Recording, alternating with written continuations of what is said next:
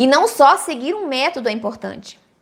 Ter quem te ensine de forma mais fácil, quem curte seu caminho, é importante. Você precisa entender as bases. Você precisa entender que a farinha de arroz serve para estrutura, que o óleo serve para dar umidade, que o açúcar serve para dar estrutura, volume, sabor, maciez. Você precisa entender que cada ingrediente tem uma função específica ou algumas funções nas receitas. Que cada ingrediente está numa receita porque ele fornece uma determinada característica para aquela receita. Se você não conhece isso, se você não conhece as funções, se você não entende as bases, você não vai conseguir êxito nas suas receitas. Por mais que você seja a pessoa que acompanhe e faça a receita direitinho, você vai se tornar o quê? Uma replicadora de receitas. Você não vai ter autonomia para substituir um ingrediente daquela receita, por exemplo. Você pode até substituir, mas as chances de você errar a substituição, não conhecendo as bases, não conhecendo as funções dos ingredientes, são altas.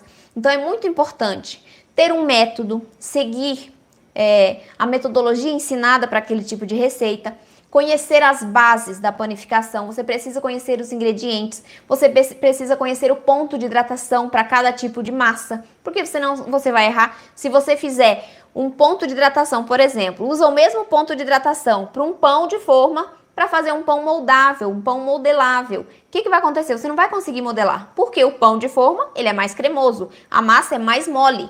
Se eu faço o mesmo ponto de hidratação dessa massa para um pão que eu preciso moldar, eu não vou conseguir moldar porque ele vai ficar muito mole e ele vai espalhar na forma. E além disso, eu não consigo modelar na mão, né?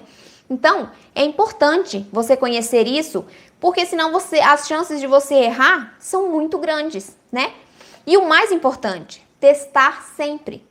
Testar é muito importante. Não adianta nada você pegar uma receita hoje de pão, daqui 1 mês, 2 meses, você vai fazer essa receita de novo. Você precisa estar sempre testando, porque além de, você seguir o método e conhecer as funções dos ingredientes, conhecer o ponto de hidratação da massa, se você não testar, você esquece. Então, teste sempre e o mais importante, não desista. Eu sei que no início pode ser bem complicado, porque a gente não tem experiência com produções sem glúten, eu não tinha. No início, eu perdi muita receita. Eu me frustrei demais, eu chorei demais, porque os meus pães ficavam duros, farelentos ou pegajoso. Eu lembro que uma vez eu fiz um pão de batatinha, batata inglesa, sabe? Fiz o pão. Gente, acho que foram umas 6 batatas no pão. Nossa senhora, não dava pra comer aquilo. Porque ficou horrível, o gosto ruim. Ele ficou parecendo um pão de queijo melequento, sabe? Depois de assado. Ficou intragável, eu tive que jogar tudo fora. Por que eu fiz isso? Porque eu não conhecia as bases, eu não tinha um método. Eu pegava uma receita qualquer na internet e replicava. Eu era uma replicadora de receitas e isso me causou muita frustração, muito desperdício de tempo, de dinheiro, de ingrediente. Já chorei demais.